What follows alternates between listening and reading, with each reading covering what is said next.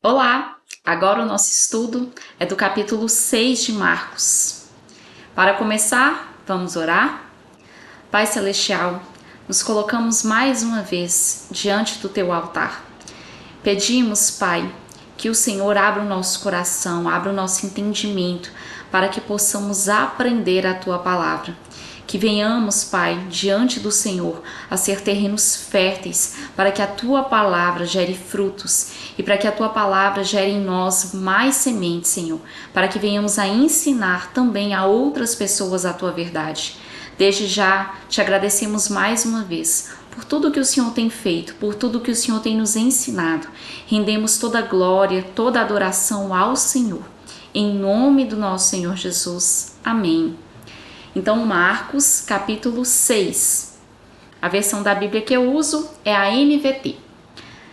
Jesus deixou essa região e voltou com seus discípulos para Nazaré, cidade onde tinha morado. No sábado seguinte, começou a ensinar na sinagoga, e muitos dos que ouviam se admiravam e perguntavam: de onde vem tanta sabedoria e poder para realizar esses milagres? Não é esse carpinteiro, filho de Maria, irmão de Tiago, José, Judas e Simão? Suas irmãs moram aqui entre nós. E sentiam-se muito ofendidos.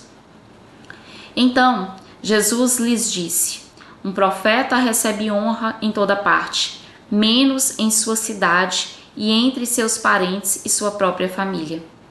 Por isso, não pôde realizar milagres ali, exceto pôr as mãos sobre alguns enfermos e curá-los, e ficou admirado com a incredulidade daquele povo. Então Jesus percorreu diversos povoados, ensinando aos seus moradores. Reuniu os 12 e começou a enviá-los de 2 em 2, dando-lhes autoridade para expulsar espíritos impuros. Instruiu-os a não levar coisa alguma na viagem, exceto um cajado. Não poderiam levar alimento, nem bolsa de viagem, nem dinheiro. Poderiam calçar sandálias, mas não levar uma muda de roupa extra. Disse ele: onde quer que forem, fiquem na mesma casa até partirem da cidade. Mas, se de algum povoado se recusar a recebê-los ou ouvi-los, ao saírem, sacudam a poeira dos pés como sinal de reprovação. Então, eles partiram, dizendo a todos que encontravam que se arrependessem. Expulsaram muitos demônios e curaram muitos enfermos, ungindo-os com óleo.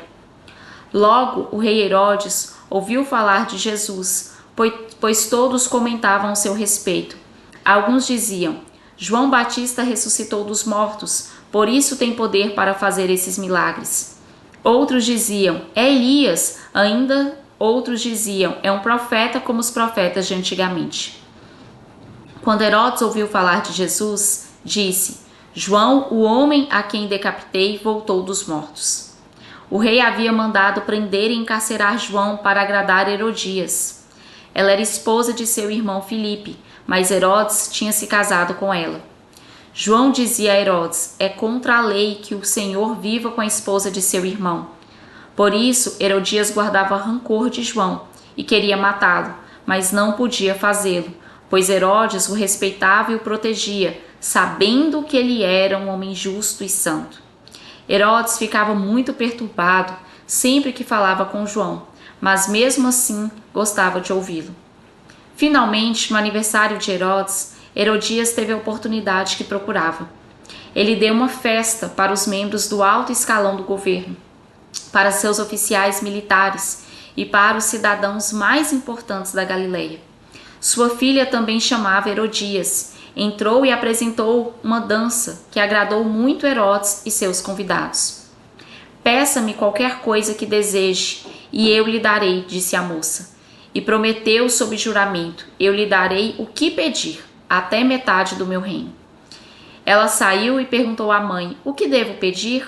A mãe lhe disse: peça a cabeça de João Batista. A moça voltou depressa ao rei e disse: quero a cabeça de João Batista agora mesmo num prato. O rei muito se entristeceu com isso, mas por causa do juramento que havia feito na frente dos convidados, não pôde negar o pedido. Assim, enviou no mesmo instante um carrasco com ordens de cortar a cabeça de João e trazê-la. Ele decapitou João na prisão, trouxe a cabeça num prato e a entregou à moça, que a levou à sua mãe. Quando os discípulos de João souberam o que havia acontecido, foram buscar o corpo e o colocaram numa sepultura. Os apóstolos voltaram de sua missão e contaram a Jesus tudo o que tinham feito e ensinado. Jesus lhes disse: "Vamos sozinhos até um lugar tranquilo para descansar um pouco, pois tanta gente ia e vinha que eles não tinham tempo nem para comer." Então saíram de barco para um lugar isolado, a fim de ficarem a sós. Contudo, muitos os reconheceram e os viram partir, e as pessoas de várias cidades correram e chegaram antes deles. Contudo, Jesus saiu do barco, viu a grande multidão. Quando Jesus saiu do barco, viu a grande multidão e teve compaixão dela, pois eram como ovelhas sem pastor. Então, começou a lhes ensinar muitas coisas. Ao entardecer, os discípulos foram até ele e disseram: "Este lugar é isolado e já está tarde. Mande as multidões embora, para que possam ir aos campos e povoados vizinhos e comprar algo para comer." Jesus, porém, disse: "Providenciem vocês mesmos alimento para eles." "Precisaríamos de muito dinheiro para comprar comida para todo esse povo", responderam. "Quantos pães vocês têm?", perguntou ele. "Vão verificar." Eles voltaram e informaram: 5 pães e 2 peixes. Então Jesus ordenou que fizessem a multidão sentar-se em grupos na grama verde. Assim, eles se sentaram em grupos de 50 e de 100. Jesus tomou os 5 pães e os 2 peixes, olhou para o céu e os abençoou. Então, à medida que ia partindo os pães, entregava-os aos seus discípulos para que os distribuíssem ao povo. Também dividiu os peixes para que todos recebessem uma porção. Todos comeram à vontade, e os discípulos recolheram 12 cestos com os pães e peixes que sobraram. Os que comeram foram 5.000 homens. Logo em seguida, Jesus insistiu com seus discípulos que voltassem ao barco e atravessassem o mar até Betsaida, enquanto ele mandava o povo para casa. Depois de despedir de todos, subiu sozinho ao monte para orar. Durante a noite, os discípulos estavam no barco no meio do mar e Jesus sozinho em terra. Ele viu que estavam em apuros, remando com força e lutando contra o vento e as ondas. Por volta das 3 da madrugada, Jesus foi até eles caminhando sobre o mar. Sua intenção era passar por eles, mas quando o avistaram caminhando sobre as águas, gritaram de pavor, pensando que fosse um fantasma. Ficaram todos aterrorizados ao vê-lo. Imediatamente, porém, Jesus lhes disse: "Não tenham medo, coragem, sou eu." Em seguida subiu no barco e o vento parou. Os discípulos ficaram admirados, pois ainda não tinham entendido o milagre dos pães. O coração deles estava endurecido. Depois de atravessarem o mar, chegaram a Genezaré. Levaram o barco até a margem e desceram. As pessoas reconheceram Jesus assim que o viram. Quando ouviam que Jesus estava em algum lugar, corriam por toda a região, levando os enfermos em macas para onde sabiam que ele estava. Aonde quer que ele fosse, aos povoados, às cidades ou aos campos ao redor, levavam os enfermos para as praças, suplicavam que ele os deixasse pelo menos tocar na borda de seu manto, e todos que o tocavam eram curados. Então, pessoal, esse capítulo é um pouco extenso, mas eu resolvi não dividir, porque o ensino dele, nós conseguiremos absorver o ensino essencial desse capítulo. Basicamente, eu quero ressaltar com vocês que todo o tempo a Bíblia mostra que Jesus andava nos povoados, nas cidades, não só fazendo milagres, que já era muito importante, mas ele andava ensinando, conduzindo as pessoas a conhecerem a palavra de Deus, conduzindo assim as pessoas ao arrependimento. E aí é o que ele instrui os discípulos. Quando ele manda os discípulos irem de 2 a 2, ele mandava que eles fossem ensinar a verdade.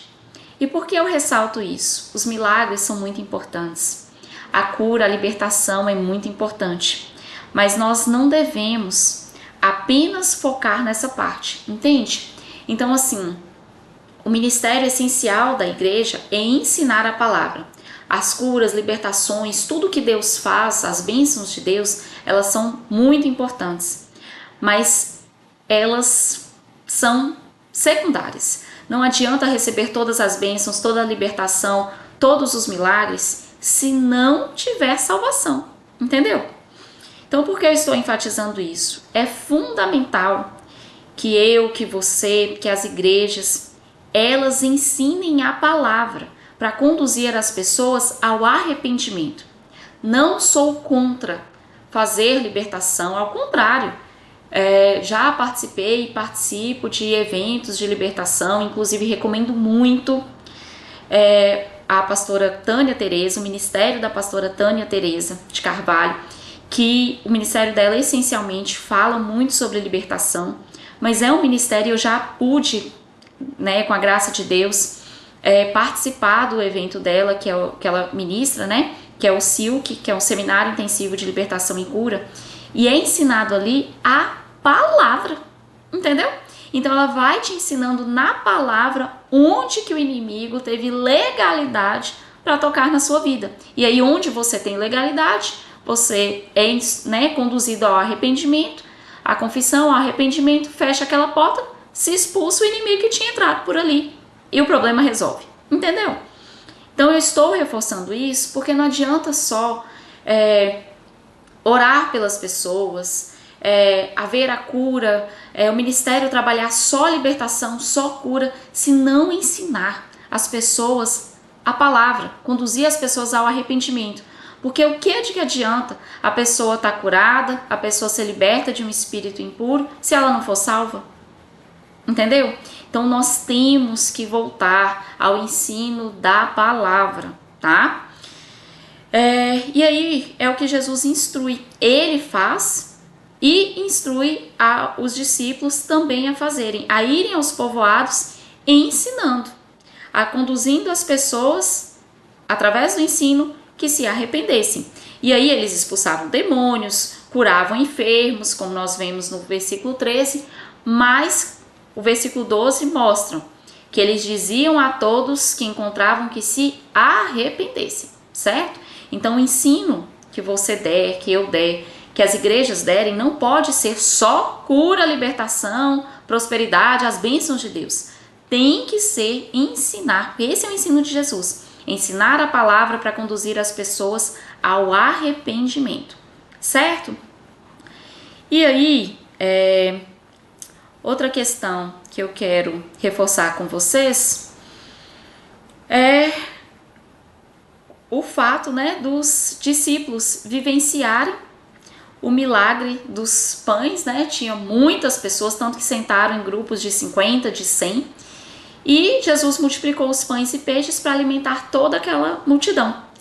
E aí a Bíblia fala no versículo 52 que quando Jesus anda pelo mar até eles, que eles ficam apavorados achando que é fantasma. E que Jesus fala, não tenham medo, sou eu. Mas por que eles ficaram apavorados? Porque o coração deles estava endurecido. Ou seja, eles ainda não conseguiam enxergar que aquele que estava na frente deles era o Filho de Deus, que tinha todo o poder para fazer tudo aquilo. Mesmo eles vivenciando os milagres, ainda existia dureza no coração deles para entender que aquele era o Filho de Deus. E aí eu quero ressaltar novamente, a falta de fé, a falta de crer em Deus, atrapalha milagres, atrapalha seu relacionamento com Deus, atrapalha o seu crescimento espiritual. Por isso, nós devemos desenvolver relacionamento com Deus, para ir nos livrando da incredulidade e vivenciando cada vez mais o que Deus tem para nós. Certo, pessoal? Então, por hoje é só. Um abraço para vocês, até o próximo capítulo.